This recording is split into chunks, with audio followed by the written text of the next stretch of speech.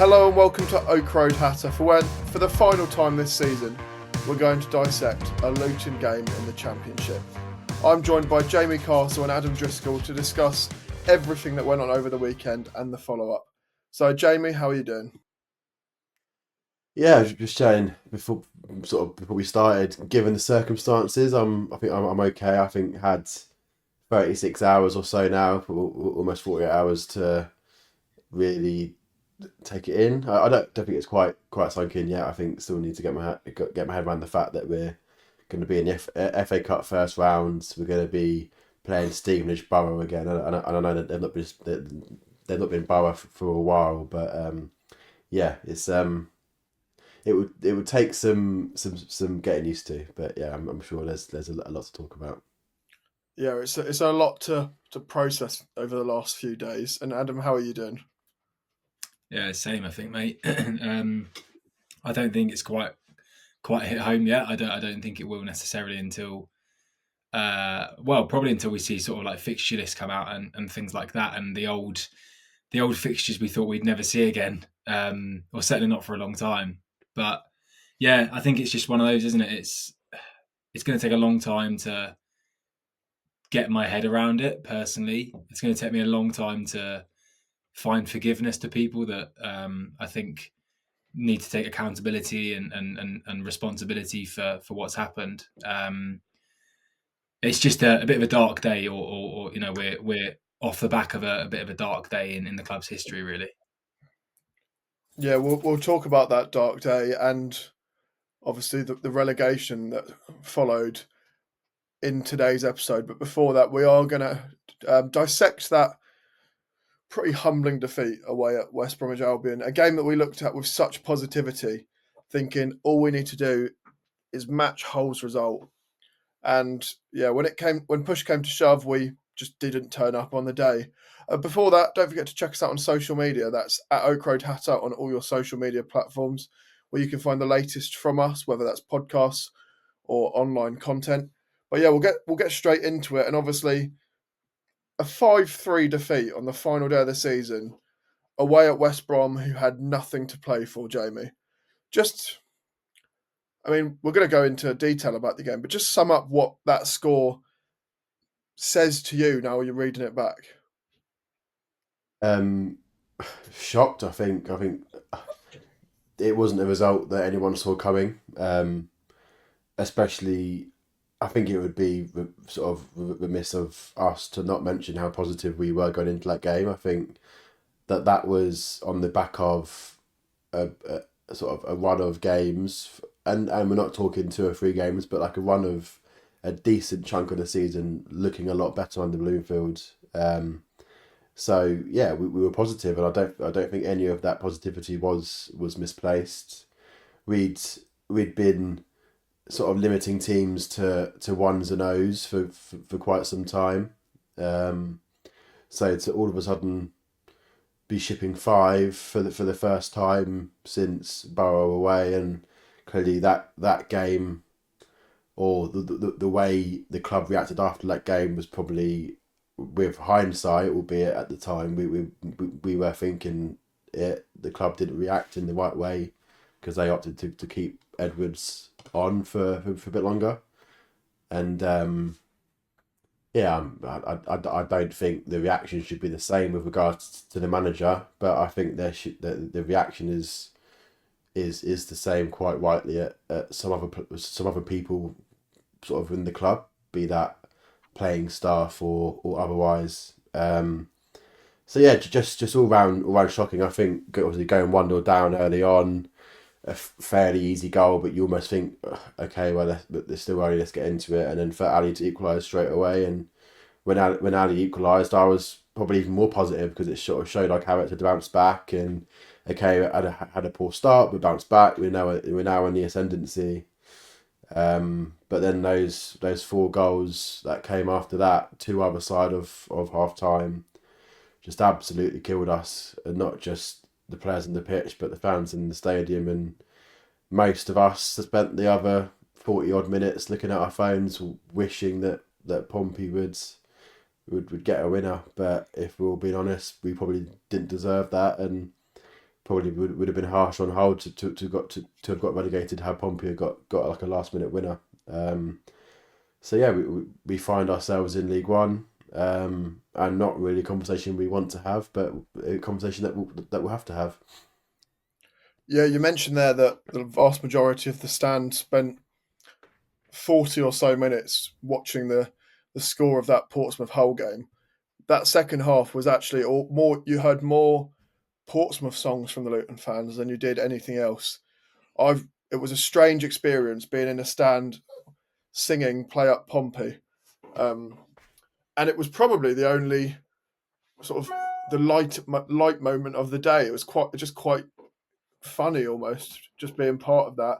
Everyone was looking around, going, "What is going on? Why is this happening? How has this happened?" Because we were at one stage we were 5-1 down away from home at a team that had absolutely nothing to play for, and it was a pretty dire performance all around on the pitch from Luton, barring one or two players. Ali in particular, I thought was. I mean, he's shown in recent weeks that he has actually got a lot of promise and doesn't give up, which is more than can be said for some players. Because most of those goals came down that left-hand side, Jamie. Balls in behind or just cutting in and easily beating Bell and Mengi, who just looked. Mengi looked like he wasn't there for the game. I think the reaction when he got subbed off showed. I think Luton fans are probably done with him now. The booing that he received when he got subbed off, unsurprisingly, really, because I mean, if you think back to the start of the season where there was rumours about him going to Torino, I believe it was, and it didn't come through, and everyone was thinking, oh, he's gonna be sulking about this, and then he decided to have surgery mid-season when he could have had it in the summer. Yeah, and just to think that you got two players in that back five on the left hand side, Bellemengi, who you look back to the Premier League season and you think, God, they're great players for us. Bell, obviously, that left centre back that we really needed, and okay, he got injured for bits, but he was a player that we were reliant upon quite a bit. So you got a good defender at left wing back, and then you got Tedamengi, who, again, I think if you roll back 12 months ago, is the player that we were absolutely desperate to keep hold of going into this season. So it's crazy how 12 months can change our views. But then if you look back to the Man City away game when you had Alfie Doughty at left centre back, and I think was it Chong or Fred Onidima at left wing back, they defended 10 times better than Ben and Menke did away at Man City at the Etihad. So what the hell has gone wrong there?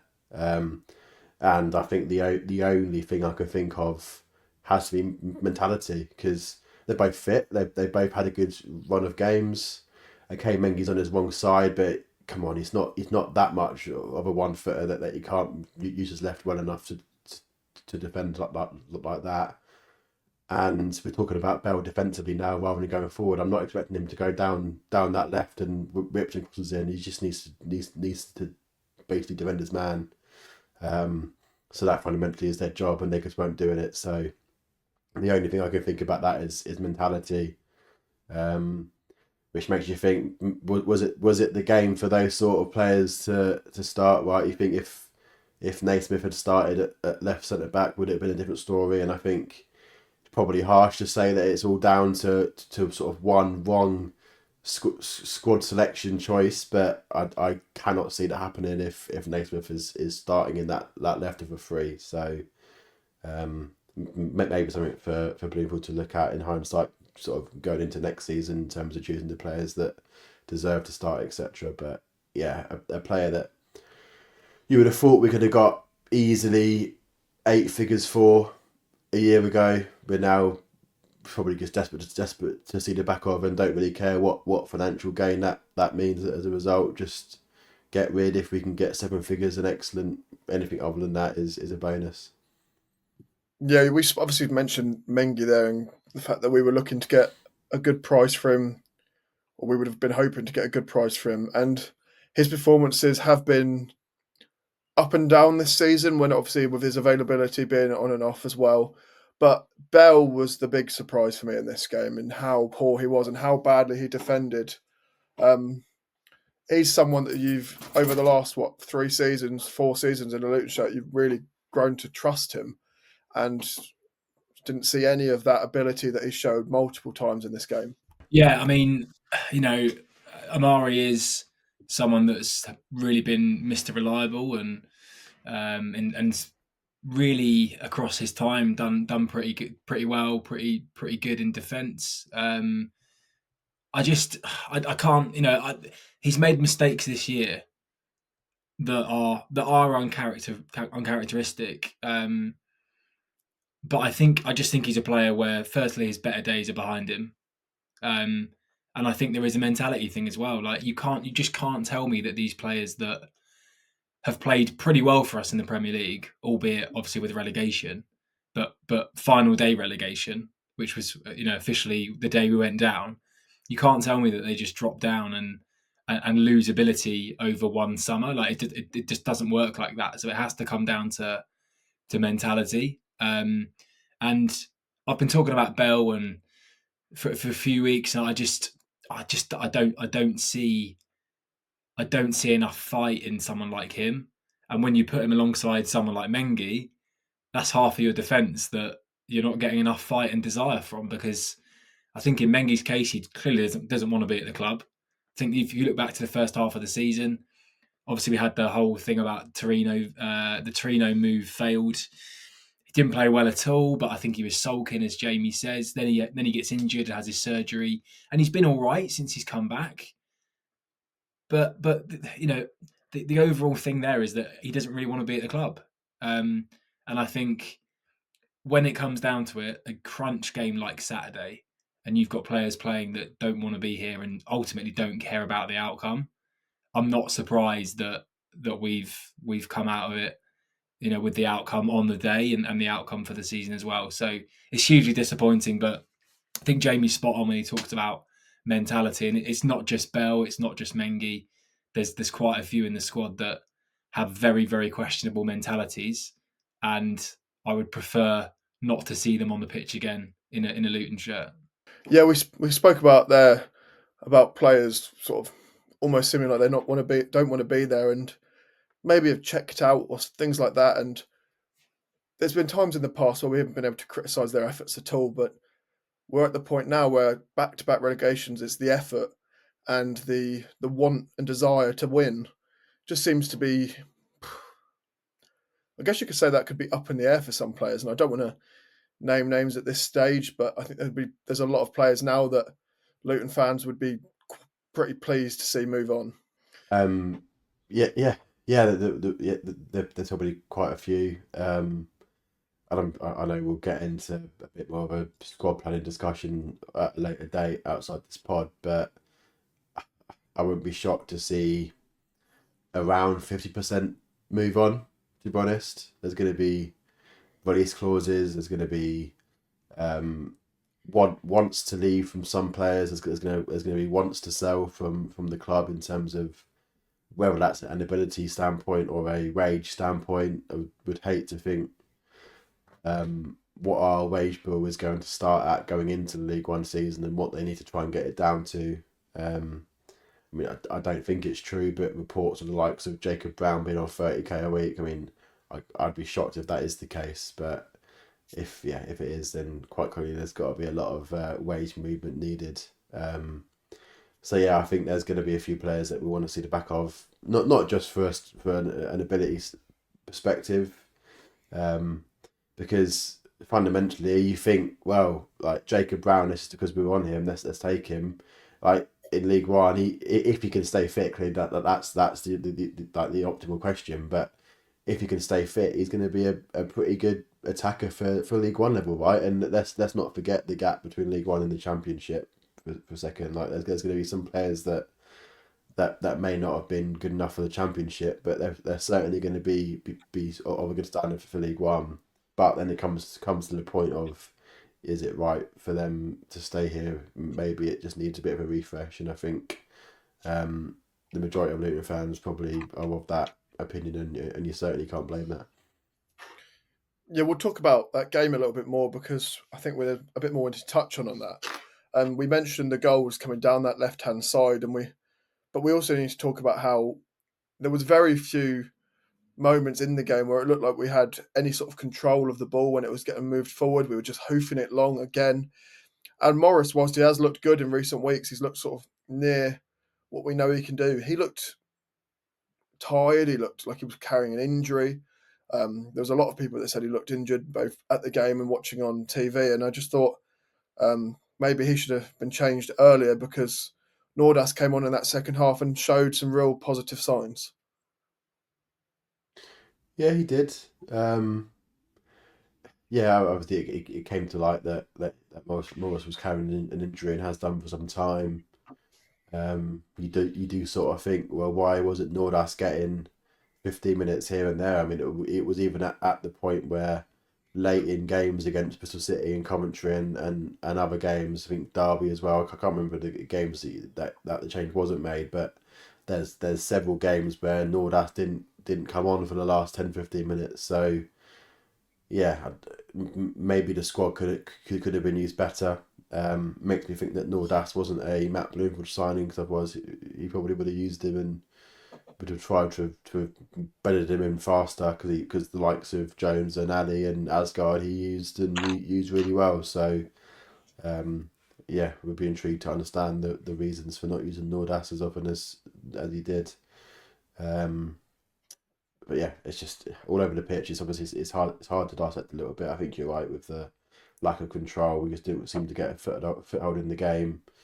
I think at the time it was obviously a positive. We thought in terms of having Clark and Walsh and Asgard all on the pitch, but I did question a little bit on balance. I think we did need a bit more of a workhorse in the middle. You can't have all technical players that are great on the ball, but sometimes when you're in a battle like a game is like that, when we're trying to stay up, you need battlers in the middle. And as much as Fane hasn't been excellent, but I think he's been decent, and he works his socks off in the middle of the park. And then equally, you had Naismith on the bench as well, who went to Derby and we ground out a 1-0 win. And if you put that Derby performance in again, then you're happy, because we're safe in the Championship. So yeah, I think Bloomfield built up a bit of credit over the last few weeks, but probably questions should be asked on some of the selection points. But then again, it's all with hindsight, right? There was a game plan, and yeah, it clearly didn't work, because we found ourselves 3-1 down at half time. And then he obviously did make changes in the second half, and I actually felt that the majority of the players he brought on were better in terms of their performance than the players who had started and played most of the game before that. The ones that spring to mind in particular was Naismith, who must have had something like five chances on goal, from even though he's playing in defence as well.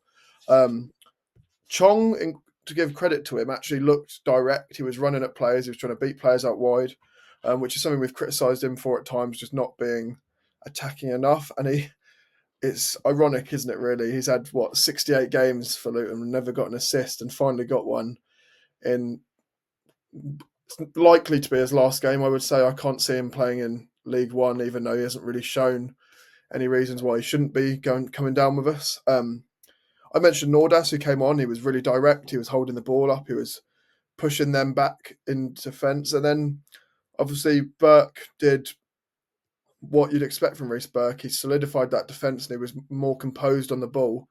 And then Fane as well was covering a lot more ground and being a lot more sort of robust than a lot of what we've seen before that, Adam. And you just thought, oh, maybe some of these players should have got more minutes at times this season. Yeah, I would tend to agree with that. And again, like, I think it's hard. I understand what Jamie says about like team selection, and then obviously with hindsight, the control we didn't have in midfield, and you go away and concede 5, you're going to think, well, the team wasn't right. But you can see why he's gone with the successes of the previous 3 games with minimal change there. It's obviously just not fallen our way on the day for a number of reasons. But on your point there, we do have a lot of decent players. We have, as I said, we have a lot of players that I really couldn't care less if they got released tomorrow. But we do still have a lot of good players, and I think we have players that have probably been underused as well. Nordas is one where you think, if you're not going to play him or bring him on, then why sign him? and I think that does probably go to show that a lot of January movement wasn't anything to do with Bloomfield. I know we had the managerial change in the same month as well, so I'm imagining there that the recruitment was pre-planned. I think in quite a few cases it's worked out pretty well for Bloomfield and the club, but you do have to sort of question these things and go, well, how is Nordas not getting on the pitch for a handful of minutes when he's a forward who, albeit a young player, has scored goals, and you need goals. So I think he's one, and there's probably loads more we could talk about in terms of needing that opportunity. And you do hope that a few of those boys also hang around for next season as well, because when we filter away the players we don't want to see, I think what we're left with is actually quite a exciting, good young core of players, and it's going to be extremely crucial that we keep all of them if we have any intention of getting back to this level anytime soon. And just finally, to sort of on this game, um, I can't remember the last time I heard it, but before this game, but chants of "you're not fit to wear the shirt" were pretty prevalent throughout the second half and at full time in particular, Jamie. And I just think, yeah, you can see things have gone really quite seriously wrong now, because I don't know if you remember the last time those sort of songs were sung at Luton, but I certainly can't remember it. Yeah, certainly not that audibly, right? I think there's been pockets previously, but that was a third of the fans probably were singing that pretty audibly. Boos. It's beyond me why there was still probably 10% clapping them off, which is probably even more strange, to be honest. Like, if there was one sort of side to be on, I'd be on the "you're not fit to wear the shirt" side rather than the clapping them off.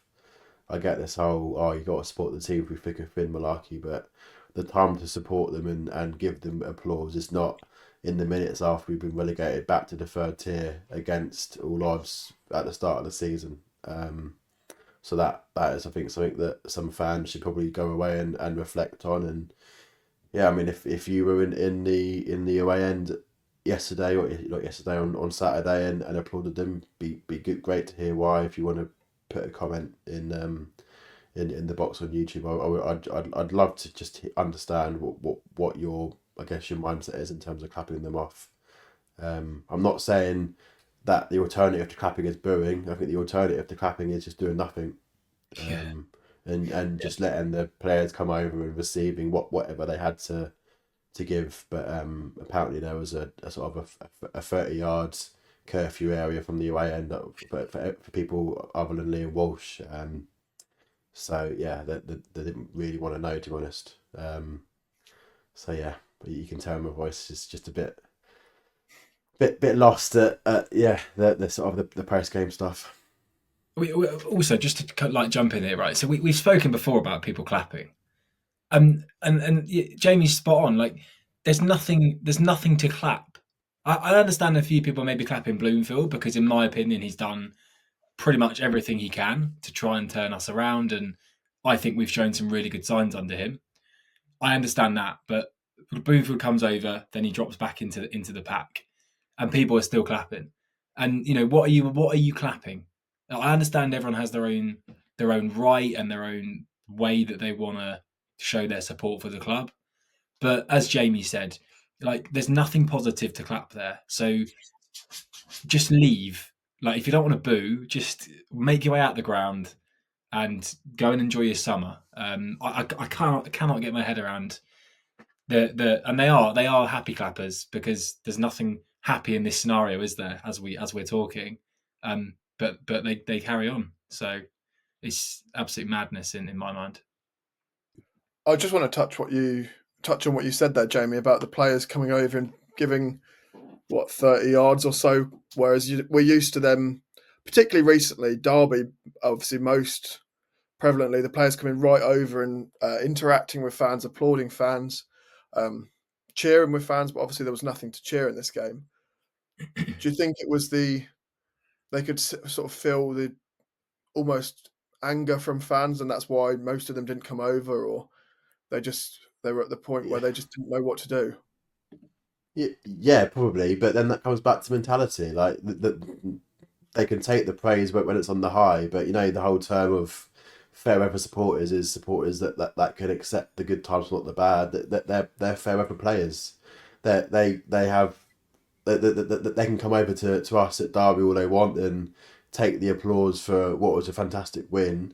But if they can't take the shit when we've been dire and we've just got relegated to League One, then they don't deserve to be here. They don't deserve our support when they've done something good. If they can't take our anger when they've done something bad, and they're the sort of players that we don't want at the club. If you look back at look back at the League One and League Two teams on the way up, on particular games where we were bad, they would still come over and they would still be like sorry, or they'd sort of put their hands up, and Nathan would put his arm up. That they wouldn't sort of stand 30 yards back, give us a little 10-second clap and walk off. So yeah, I think again it comes back to mentality there. Players with an element of ego in terms of we're all right because we're my contract's up, or I'm going to be sold, or whatever. So yeah, I think the mentality through the club needs to change. We've lost what made Luton Town so good on the way up. We've lost that spirit that Nathan built. And yeah, I agree with you, Adam. I think Matt Bloomfield's done well. I think it would be too much to say anything more positive than that, because clearly we've still got relegated, and it took him a while to sort of get into the form, and at the end it was too little too late. So I think it would be a bit too much to say he's done more than well. But he's got a massive job on his hands to not only get a squad playing together again, but get a squad sort of wanting to be together again.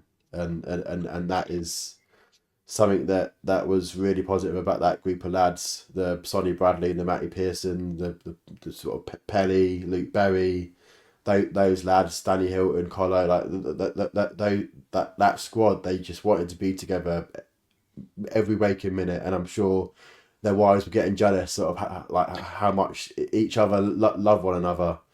But yeah, I think the squad right now just can't wait to get home. Yeah, I just wanted to touch on something as well. I actually took a photo as I was walking down the stand of the players that were over by the Luton fans after the game had ended.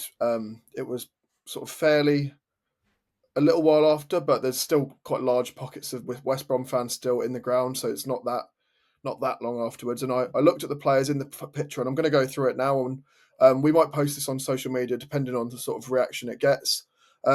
But in the photo, you can only see Makoso, Krul, Chong, Mengi, Jones, McGuinness, Clark, and then you've also got Alfie, who's actually who's obviously not in the travelling squad. He's not fit, but he's come all the way over to the fans. Walters, who's barely played since I can't remember, and then Krul and Shea. And I think obviously apart from Walsh, who actually came over to the crowd and climbed over the barrier and gave his shirt and his boots to a kid in the crowd, no one really seemed to step forward and engage with what had happened at full time. Yeah, but the first person that should be doing that, other than Bloomfield, is your captain. And I know the club captain is not available and is probably in the stand himself. But your on pitch leader should be the one taking that accountability and saying to the guys, "Look, we fucked up for most of this season, including today. Let's step forward and give something back to these fans, even if it's just to clap for the fans." Like, yes, they might have been sworn at and whatever, but as Jamie said, you've got to take that on the chin.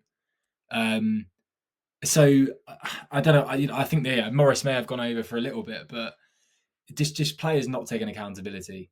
You've got to front up to it when you've really not put a shift in for the best part of 46 games. And we've spoken about it already loads, but like mentality wise, and there just needs to be a massive shift because it's not a great bunch to try and get behind, really. Is that same leader that said what's done is done less than a few hours after the final whistle? That leader that we're wanting, right? Yeah. Yeah, I mean, no, I can't, don't want to go into it too much, but it's absolutely beyond me how our on pitch captain was named captain. I I don't think that's helped us by any means in terms of trying to get out of this, because absolute waffle in the media, and that's been the same all season. Not just Morris, but other players as well. Like Doughty saying, "Oh, we're far too good to get relegated." Why say things like that? It's only going to come back to bite you, and it's going to be on one of those no context Twitter pages. And lo and behold, it's there, isn't it? So yeah, it's just ridiculous. Too much talk off the pitch, not anywhere near enough talk on the pitch. We're going to go to a quick break now, but when we get back, we'll be talking more about the relegation, and we'll also be getting some opinions from you on on a Twitter post we put out, just to find out more about what you think about the relegation and what's to come next season.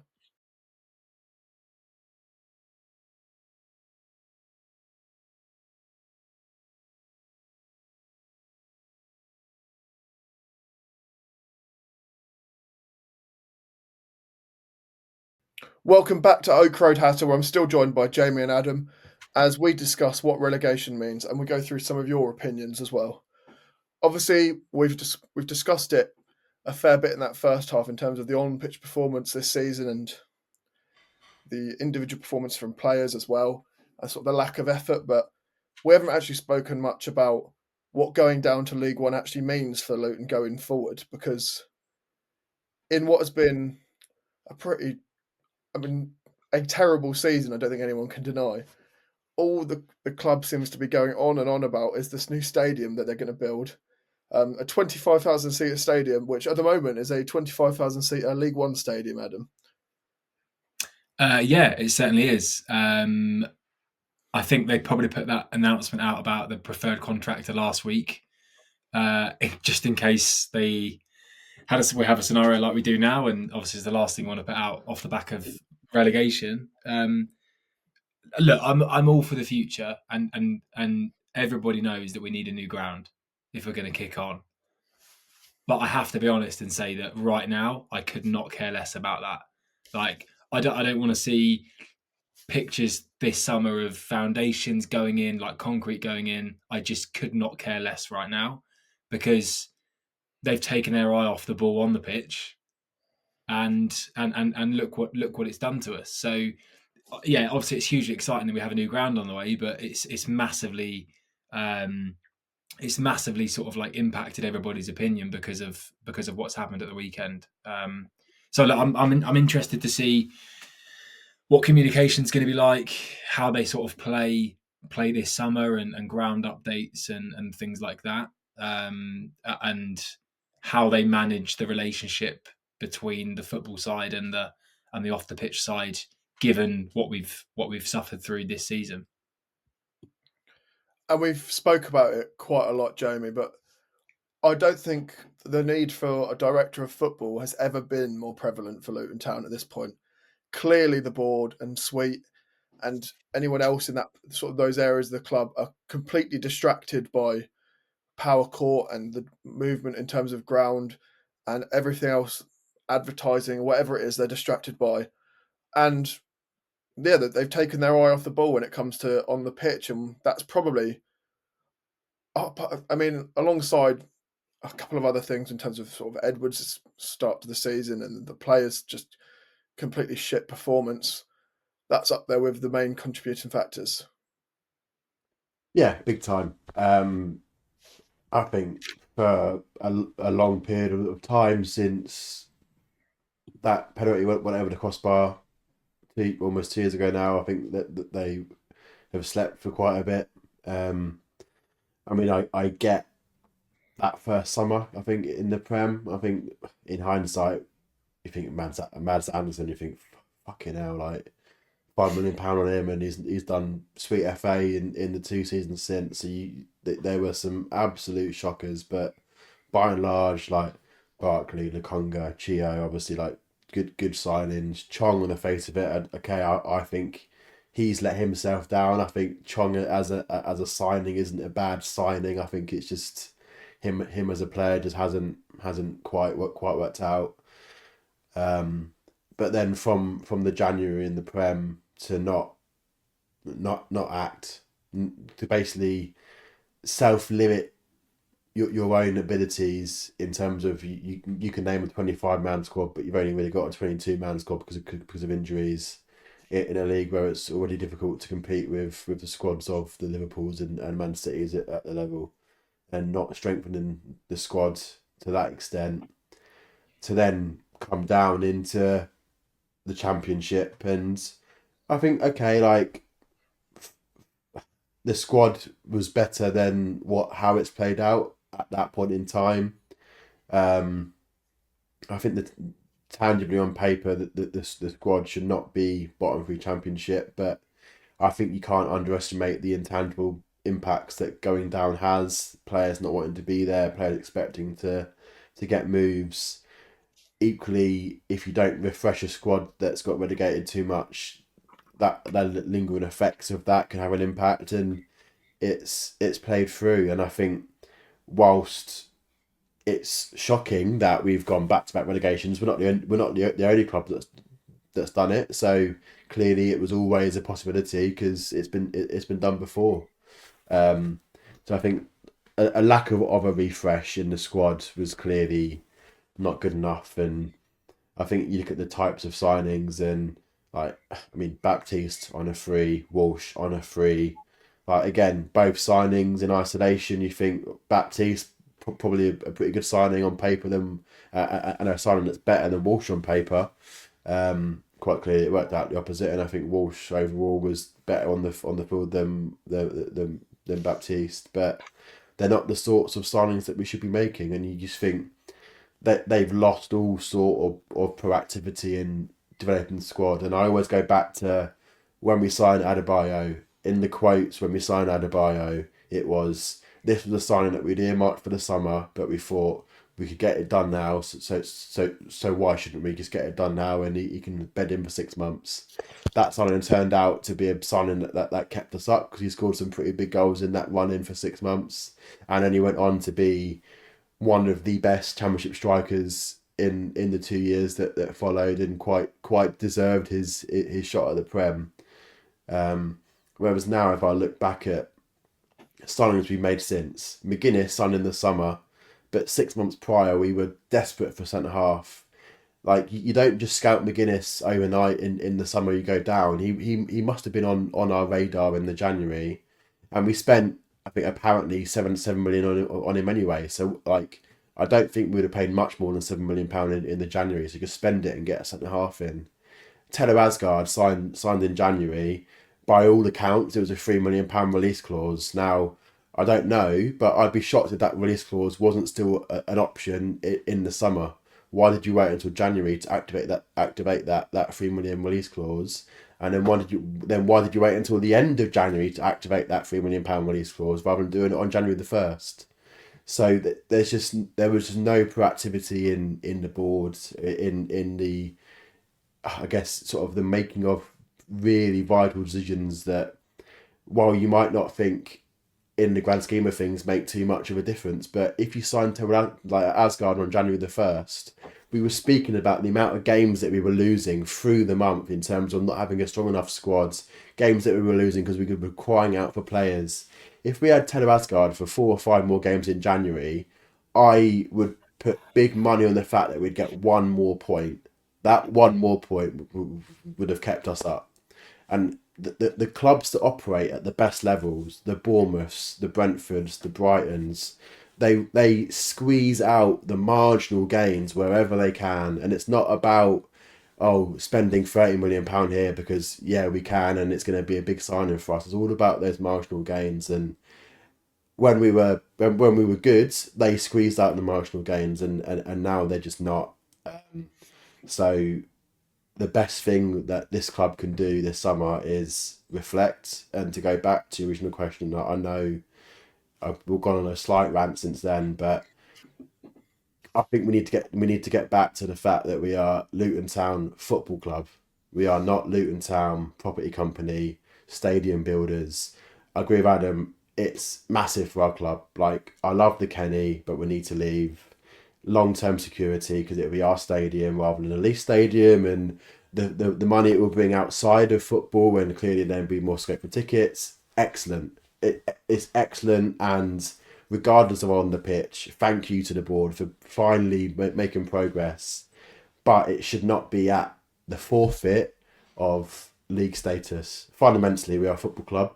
Like, if if you offered me championship at the Kenny for 5 more seasons, or League One for a few seasons and get into Power Court, I would be shocked if any Luton fan would not choose championship football at the Kenny, because the football is the most important. So we need to almost have a bit of a separation now between stadium and football. And Gary Sweet, by all accounts, is excellent at that property side of stuff. Let him do what he's best at. Let him build the business. He's a businessman. He runs a tight ship, which sometimes we moan about, but in the grand scheme of things is a good thing. That let someone else come in and run the football club that knows how to run a football club. And as much as we love Mick Harford, he's not it. He's aging. He's clearly not well. Like, or he's had sort of issues previously with the prostate cancer. He's done every job under the sun apart from janitor. Like, just bring in someone else. Bring in some fresh blood to really revitalise that football department, because God, we need it.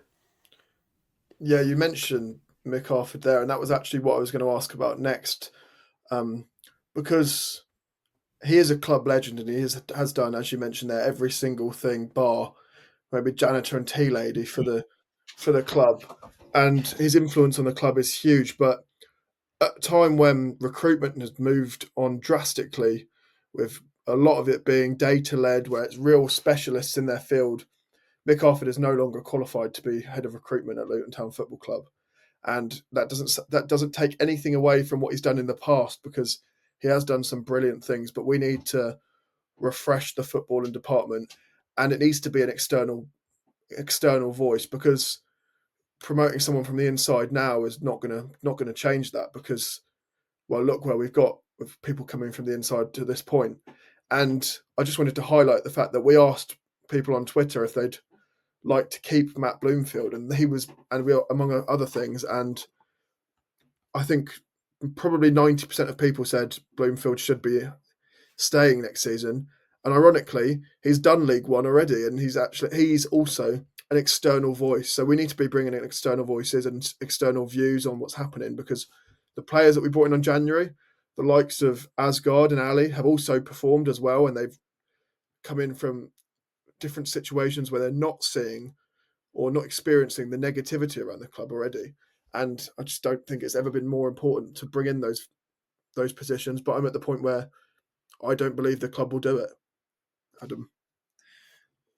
Look, I don't know whether they will do it. I think we haven't heard anything since the full-time whistle. I think there's probably a lot of, well, there should be a lot of soul searching going on right now through certain individuals, and I would hope that a contingency plan has been worked on for the last 3 or 4 months in terms of if this scenario happened, because you can't put a plan together in May and then hope to get busy in the window and restructure. It's impossible if you want the success. But look, I think I don't disagree at all. Like, everybody loves Mick. Like, he is the icon of Luton Town. There's no bigger legend. But we have to get with the times.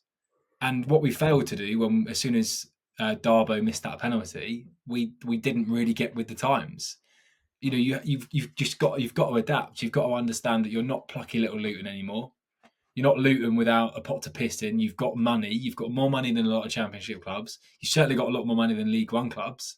Like, you have to use your resources and understand where you are positioned. And I've used that phrase a few times this season. We didn't understand where we were in the market, the players we could attract, the priorities of finances. And if we don't grasp that again this season or this summer, then we're going to be in for another disappointing season. And that might not be another relegation, but it won't be the success that we're all hoping for sitting here right now. So I do hope there's a lot of soul searching going on. I don't disagree with the thoughts on a director of football. I think this is the prime time to split those two focuses, and I think it does need to be done. I'm not 100% certain that the ego of certain people will allow that to happen, if I'm being brutally honest. But I suppose we'll find out over the next few weeks and months, really. And the other thing we asked people to discuss, and it'd be really interesting to get your thoughts on it as well, was we've already mentioned that there's quite a number of players that will be out of contract. There'll also be a number of players looking to leave. It raises the question, who are we building the squad around? Because there's a lot of players at the club now. Despite what it seems, we have quite a large squad of players, particularly when those players are returning from loans as well. You'd assume Pelly comes back after his loan. I'd be surprised if he didn't come back from Rotherham, unless they have got a clause to make it permanent. Then there's other players as well. You've got Luca coming back. You've got a few other youngsters coming back. So who should Luton be building the squad around now, Jamie? And I'm going to ask you to limit it to maybe 5 players. I think limited to 5 would be tough because I think, as Adam said earlier in the pod, we've got a core of players, young players that are good. That they're certainly good for the Championship, and they should be on paper. Touch words, they should be top for League One. I think if we can keep hold of them, clearly, I think Asgard's top of the list. I think there was comparisons at parts to Ross Barkley, and whilst obviously he's not at that level right now, but I can see in him that level at some point in his career, and I would be shocked if before the decade is out he's not in the Premier League. So I think he is priority number one. I think the priority number one is making sure that he doesn't leave, because if he doesn't leave, then he will be one of, I think, the players of the seasons next season in League One. Outside of that, and I know you asked me to limit it to 5, but I think the likes of Jones, Mikosso, McGuinness, Doughty, I think are obviously key at the back. If we can build a defensive structure around them, whether it's a 4 or 5, and we'll come on to squad planning it at a later date. But I think that they're the sort of players in a back line that I think will be strong for us.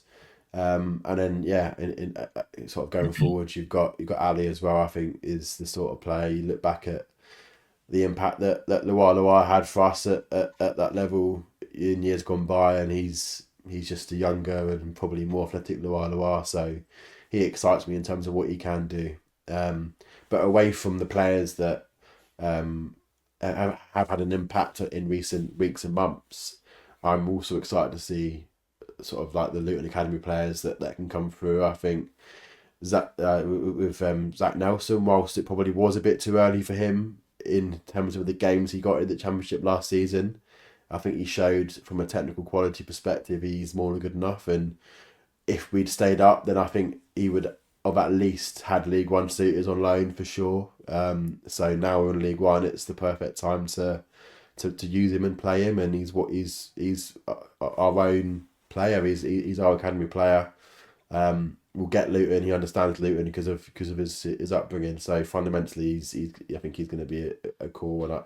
And I feel if Asgard does go, then I'm hoping the likes of Zach Nelson can maybe cushion that blow a little bit, playing in that sort of similar sort of number 10 area. So yeah, I've chucked a few names out there, more than 5. I think it was 7. So apologies, but yeah, I think it just shows that the core of the squad is positive. Adam, how hard do you think it would be to keep hold of someone like Asgard and also players like Alfie as well? I think for me, if Asgard is to go, I think that's a major failing on the club's behalf. Yeah, absolutely. I think you have to kind of separate those two players though, because like Doughty is someone that's been in the Prem with us and performed, and when he's played this season for us, probably been one of our better players. There's look, I think with Doughty, I struggle to see him in a League One Luton team. I think this is the right time for us and him, that you go, yes, we're not going to get anywhere near as much money as we could have done last summer if he'd have gone, but I think it's the right time to move him on, and you do it somewhat reluctantly, but I don't think he's going to want to be here, and I think you have to accept that, and you have to say, okay, well, you know, whatever price tag you want to give it, whether it's like as low as something like 5 million, I think that's what has to happen. Um, on Asgard, you're talking about a different player that's come up to us from League One. I don't think he's particularly going to be overly enthused by dropping back into League One, but I completely agree that you've got to build a team around this guy. Like, he is technically brilliant.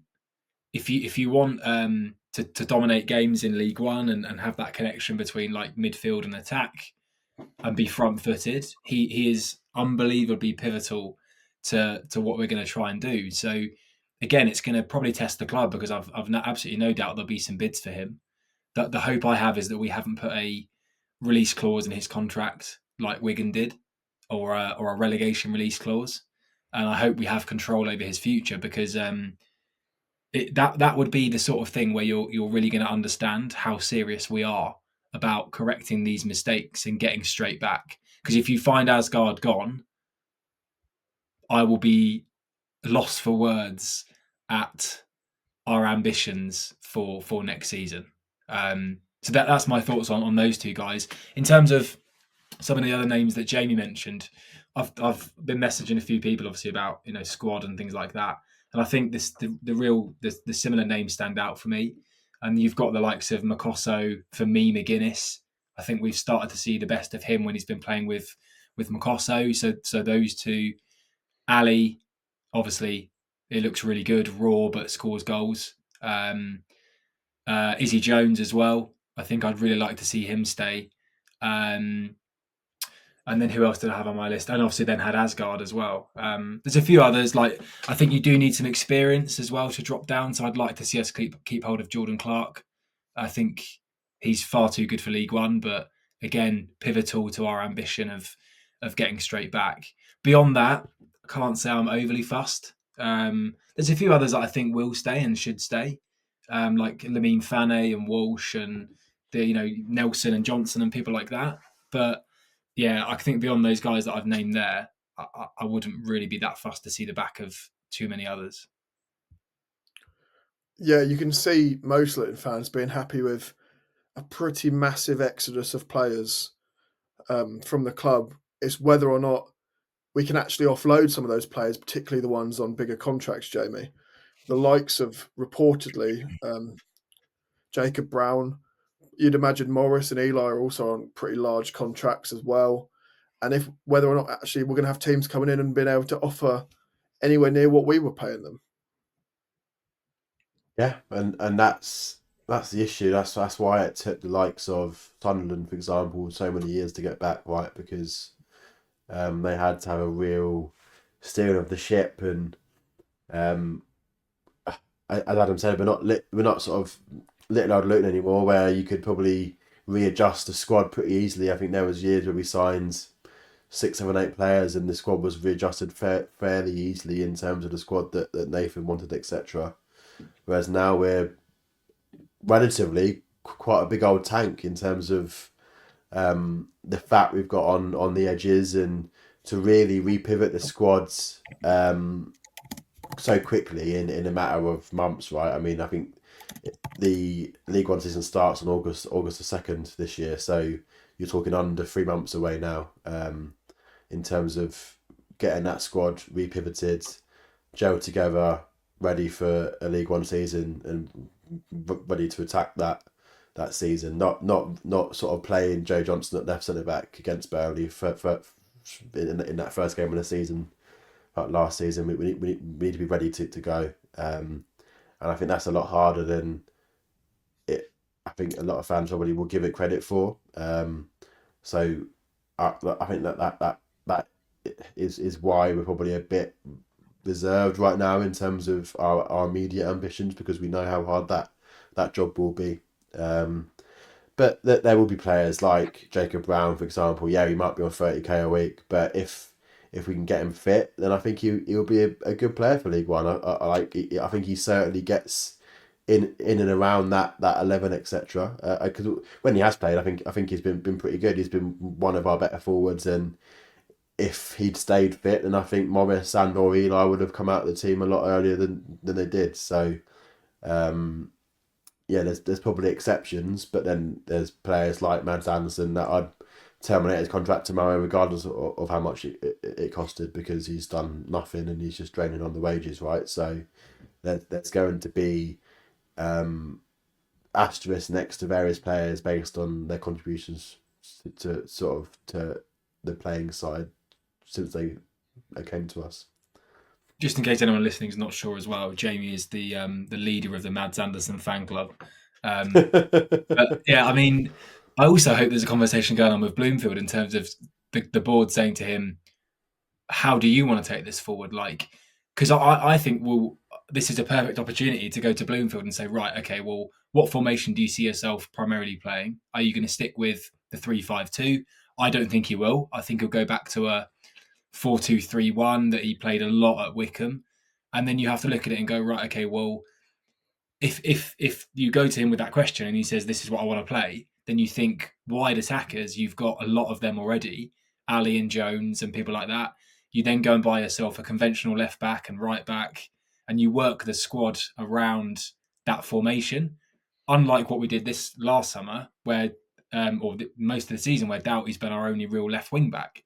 So you have to get that balance as well, and then you start to identify the slots within that squad, and you do it with what Bloomfield wants. So I think for me it would be the perfect time to maybe move away from our 3-5-2, our more direct approach of play, and really give Bloomfield the funds, but also the philosophy that he wants to implement, because this is a very good time to hit reset. And we've discussed plenty on this episode about what the result and the relegation means for Luton and what we want to see going forward. And we will be doing a special where we break down the entire squad, look at their performances in the season, and look what we want to see happen to them going forward. And I'm sure that could take some time in that episode. So we're going to talk all about that in depth at a later date. But from us for this evening, that is everything. So we'd love to know your final thoughts on the relegation, everything we've discussed, Bloomfield staying, and anything else, director of football, whatever it is you'd like to vent or comment on. Let us know in the comments on this video or on social media at Oak Road Hatter. But from myself, from Adam, and from Jamie, thank you very much for listening this season, and goodbye from us, and goodbye to the Championship.